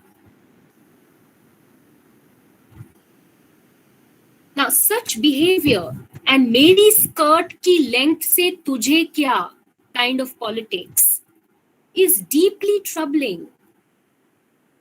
It's deeply troubling if you think about it more closely because of a ridiculous assumption. It's an assumption that women who dress in hyper feminine ways, wearing heels that are this big, which you can actually hurt yourself wearing continuously. It's actually a troubling form of politics and behavior because it assumes that women who dress in hyper feminine way are beating the patriarchal sexist structuring of society at its own game. May I ask, how are you beating it at its own game? Defenders of such positions, okay, and many of them actually feminists who defend such positions, or meri skirt ki length se tujhe kya, defenders of such positions also tend to assume and argue that sexualized dressing challenges the predominant image of the docile, traditional woman imbued or soaked with feminine respectability, the Bhadra Mahila. It's like a natural reaction to the Bhadra Mahila supposed to wear a sari. I don't want to be that. Now, for this, reason, the quote unquote right to hyper-femme dressing has emerged almost like this non-negotiable demand. I have been shouted down, and perhaps some of you may be feeling the same in form of a reaction. People have said, "What are you saying? Yeah, why are you saying this?" So it's actually become like this non-negotiable demand within the current feminist movement that you have no right to talk about people's choice about their clothing and their fashion statement. I'm saying, why not? Why not? Please remember that both the Bhadra Mahila, both that image of the docile traditional woman who you are supposedly reacting against, that normative Bhadra Mahila and the hyper-femme woman, both women are commodified women. Please remember that both the commodified woman, sexual being, and the normative woman, the Bhadra Mahila, are ultimately creations of a capitalist society. Both are forms of women's sexual being that are being used to keep the other alive. Don't do that. Don't dress like that. You will be like, you should aspire to be like the Bhadra Mahila. And the Bhadra Mahila is like, don't do this don't be outgoing, because then you'll become a quote unquote slut. Now, both keep each other alive, and both are controlled, normative, sexual expressions of capitalist society.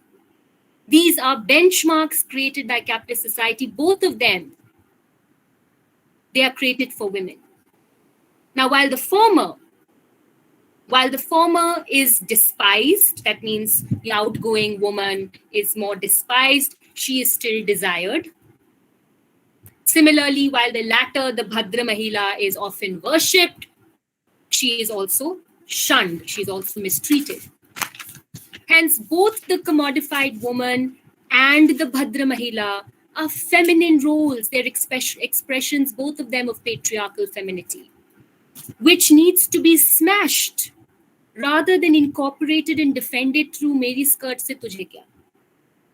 Smash both of them. Define a new world of sexuality. Define a world of sexual being that every woman can actually attain, and not just you with your privileges and resources. I would like to, move towards my concluding remarks, which is that please, what I'm trying to, impress upon everyone, and these are things, of course, I expect you to go back and think about. I'm not saying that you have to be completely clear about what I'm saying or convinced at this very moment, but go back and think about these things.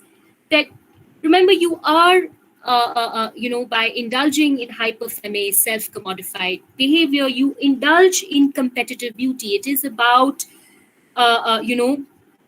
wanting to look beautiful in comparison to someone else. And remember that what you are doing today or continue to do with yourself and your sexuality will force the next generation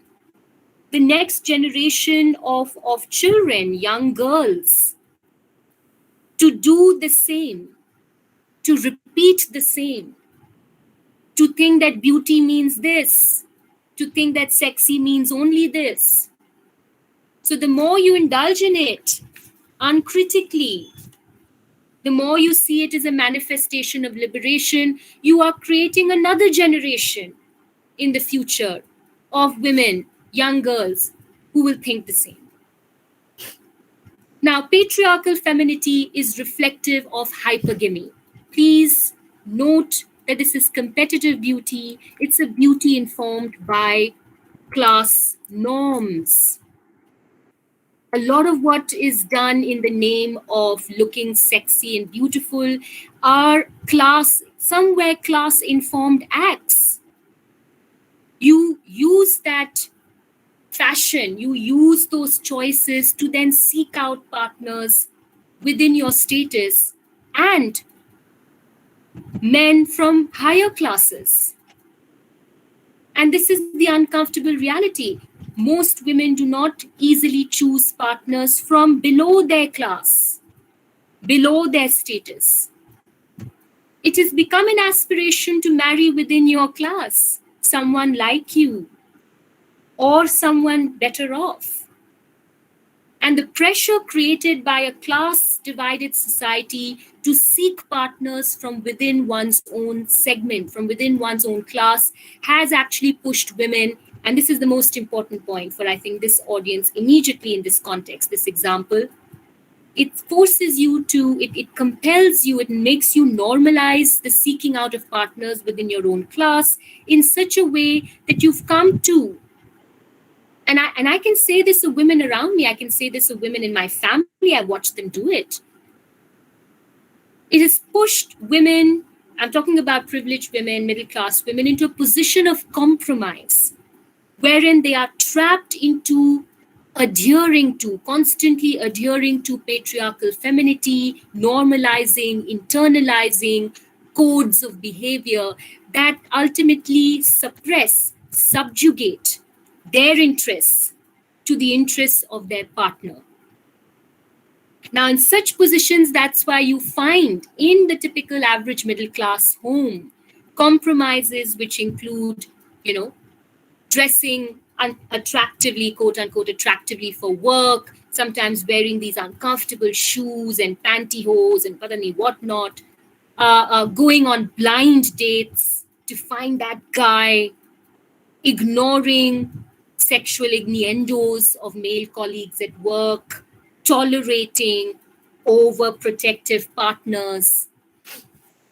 In these ways, middle class women, again, by falling trapped to patriarchal femininity, hyperfemi behavior, are vulnerable to oppression unleashed by men of their own class.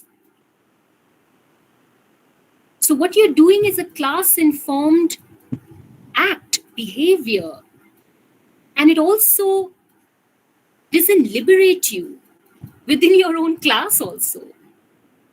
You end up making compromises with men and partners who you choose from within your social segment.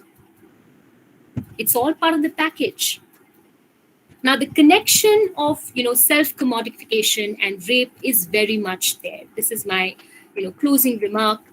This indulgence in hyperfemi behavior, self-commodification, it's not an act of sexual liberation. You're still trapped within the male praise. This is an expression of patriarchal femininity. And it does, as I said, create a generation of women, younger women, children, girl child, who also come to accept these norms. And it also allows for somewhere, it's linked to, in indirect ways, to the sexual violence of our times. We do not get raped individually as women for dressing or behaving in hyperfemi ways. But the image of scantily clad women, the image of scantily clad Sunny Leon, who's another raving figure of current times, Katrina Kaif, a scantily clad Katrina Kaif for Bipasha Basu dancing to Bidi Jalaile haunts the large section of dehumanized men, particularly I'm looking at that whole urban rape phenomena involving poorer men, they may see those images of self-commodification of women actresses, etc. They will not attack those, and they cannot attack those women sexually. But that image, combined with the sexual dehumanization and frustration that exists in our times, somewhere, that image then plays itself out as that man forces himself on a sex worker, or forces himself on a hapless child sleeping on the pavement. So, rape of a vulnerable other is somewhere fueled by the culture of self-commodification and hyperfemme behavior. I just close with an appeal. If we stick to mainstream feminism's entrapment within intra-class gender equality, the claims for equality, which basically mean equality with men of your class, if we stick to that mainstream feminist limitation or entrapment, then the majority of women actually lie outside emancipatory politics. They lie outside the emancipatory vision and claims, because ultimately we're only fighting for equality within our own class. And this actually works, this kind of feminist politics and entrapment works against us. It works against privileged upper class women as well. These women, us, will always be haunted by the image of vulnerability and sexual subjugation, sexual vulnerability of the majority of women. Because you cannot exist as an island of sexual choice, sexual liberation, when there's a sea of inequality around you.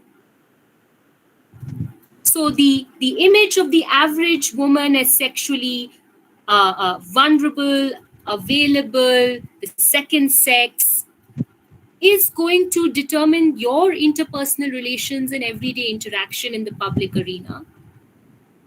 Indirectly, you're also affected.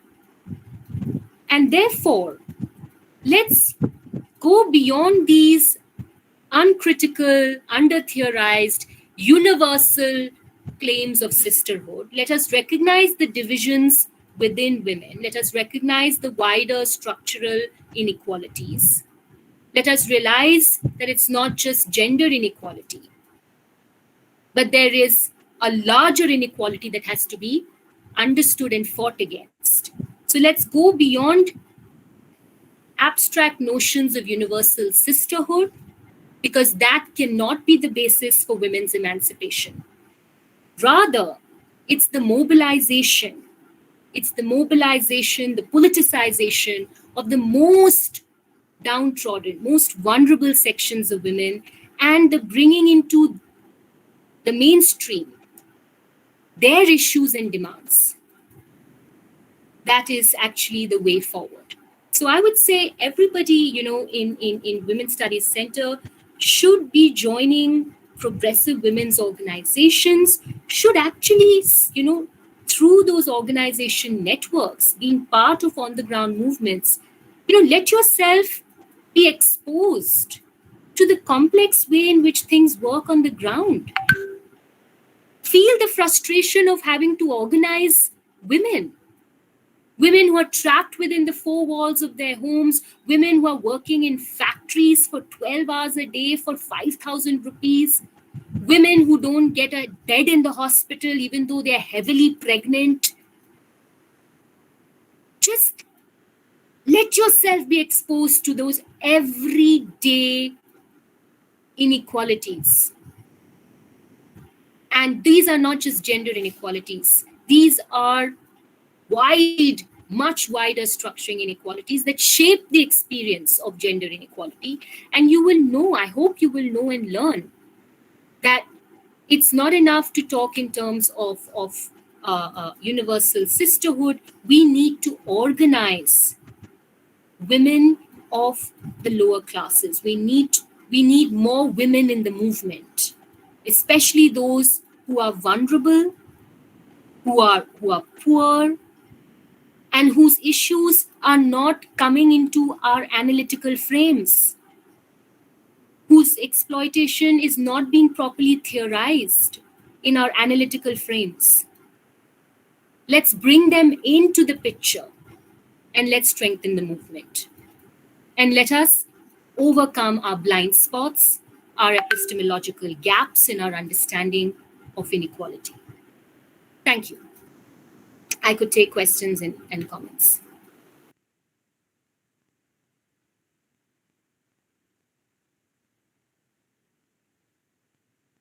I'd say discover your India, girls. We really need more people to discover India as it is. Questions, ladies, comments?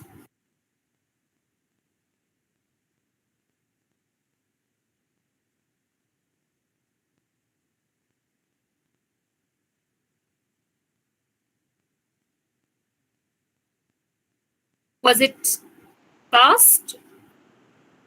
Difficult?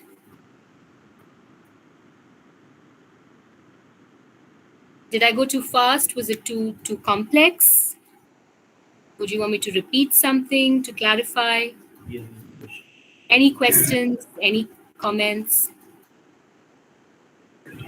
I think the session was really good. It wasn't really fast. So I think it was very wholesome and we got a lot of insight into, something as hyper feminism. It was a new concept for me also. So I think it was a very wholesome session. Ma'am Sandhya has a question, I think. Yeah, Jessica, it's not hyper feminism, it's hyper femme. Hyper femme Okay, behavior. okay, ma'am. Yeah, Sandhya, go ahead. Ma'am, there's this whole debate, and there's a term also that is centered and is, popularly used, that all men rape. So, ma'am, what do you perceive of that? Is it like another abstract idea, or is it like actually prevalent? Yeah, thank you for the question. It helps me again reassert and clarify. It's abstract. It's an abstract assumption that all men are in a position to rape, and all men have been raping. These are unsubstantiated assumptions, unfortunately upheld by mainstream feminism. There are communities, and I've mentioned the name of one community in the chat box, the Gerai community. I'm talking about this community from Indonesia, on which there's been some really interesting anthropological work in the 80s and 90s, where the researcher, the anthropologist, was actually quite surprised when she stumbled across the way in which men and women manage their sexual relations, and there wasn't this phenomena of men raping women. That whole experience was missing, was absent. So that brings me to the point that your circumstances, the larger structure of the society, determines whether the phenomena of rape will exist or not, whether that the conditions for rape exist or not, right? So it's not just because there is man and woman there will be rape, because evidence shows that there are communities with men and women, like the Gerai community, and there is no rape. So it means that it's not as if men are born rapists. It's not that men are born with supposedly an aggressive sexuality and women with a submissive one, because there are communities that record no rape. So that means that these are assumptions that all men rape, and rape has always existed. Secondly, please remember what I also mentioned, uh, is that in your contemporary capitalist society in which rape is happening, again, all men are not in the position to rape all women. I gave you that example. Let me put it in this awkward kind of funny example. Imagine Britney Spears. People know Britney Spears, or is she my generation of a hot star? Yes, ma'am. People know Britney Spears. Hit me, baby, one more time. Such a disempowering song. Hit me, baby, one more time. And that was on our lips. Hit me, baby. What does that indicate? You can do what you want. I want it. Right?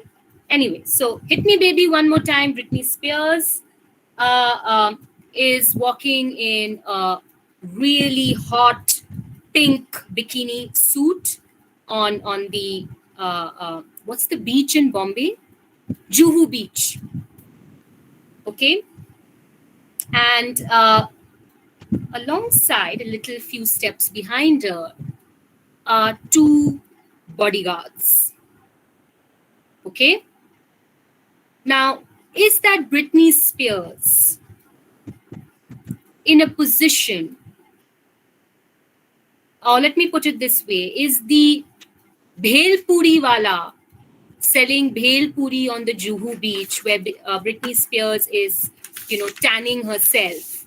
Is the Bhel Puri wala in the position to go up to Britney Spears and force himself on her? Yeah, because those two bodyguards are there. And what will he do? What will the Bhelpuri wala? अरे नहीं, हम तो बस दर्शन करने आए थे, हमें कहाँ पता था कि आप भी हैं साथ में. नहीं रेप कर पाएगा वो. तो बहुत सारे मर्द हर औरत को रेप नहीं कर सकते हैं, और वो इस चीज पे टिका हुआ है कि हम कौन से मर्द और कौन सी औरत की बात कर रहे हैं. तो there is again the invisible but very much there dimension of, again, your class hierarchy. It's laying the terms, it's laying the conditions on who will be able to rape and who will be raped. Now, Britney Spears may be raped on the casting couch in Hollywood by a man of her class. I'm not denying that possibility. But she will not be raped by the Bhel Puri wala on Juhu Beach.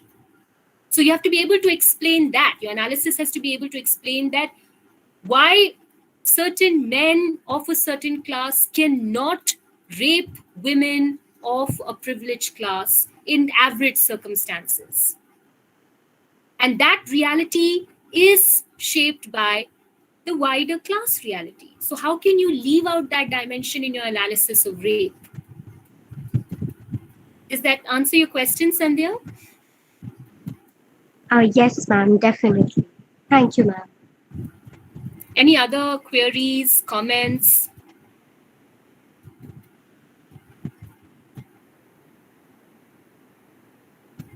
Just counter check, Jessica, are there any questions in the chat box?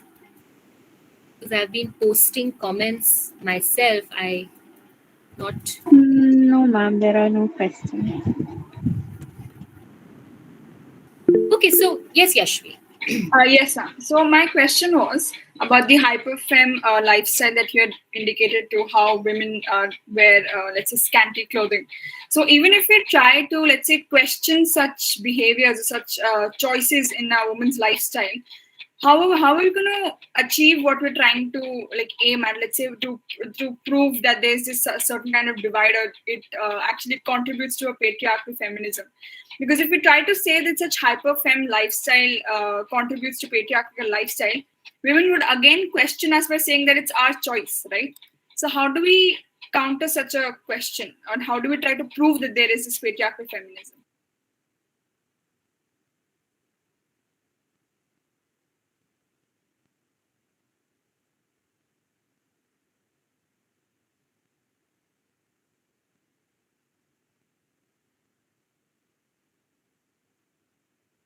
Okay, so Yashvi,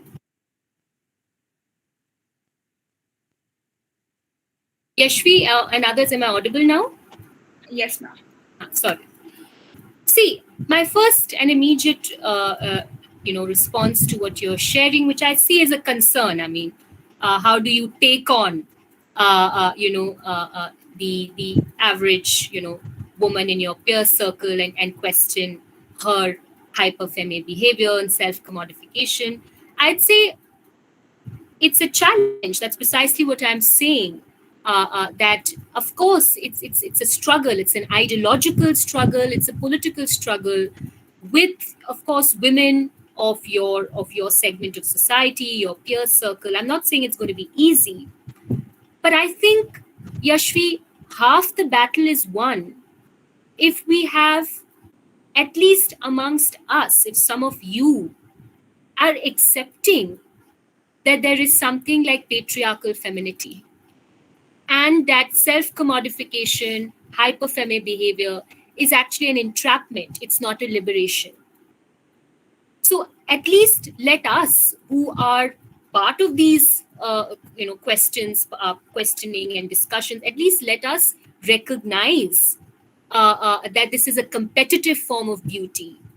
That two, it creates a generation after generation of women who are stuck in the same entrapment of patriarchal gaze.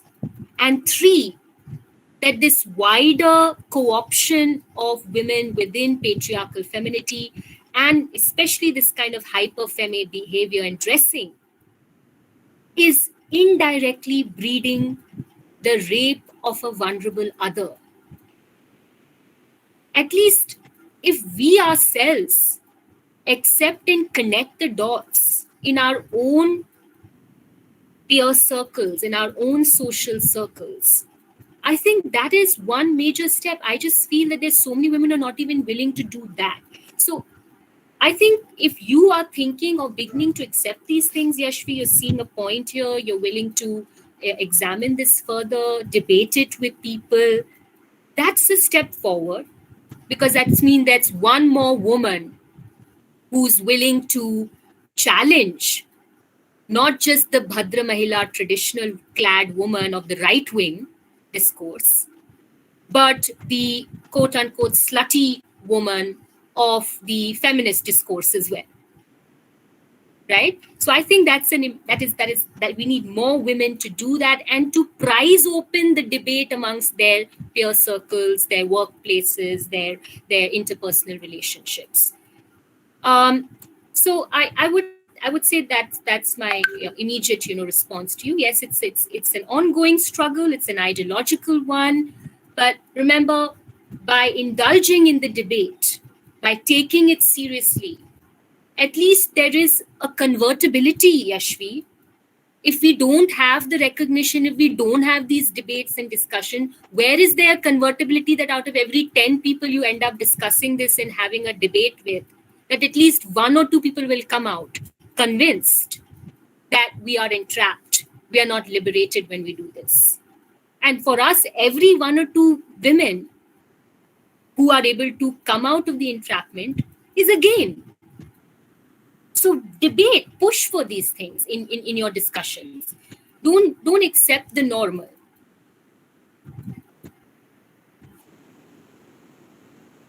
Anything else that anyone wanted to point out? Yes, Chevy.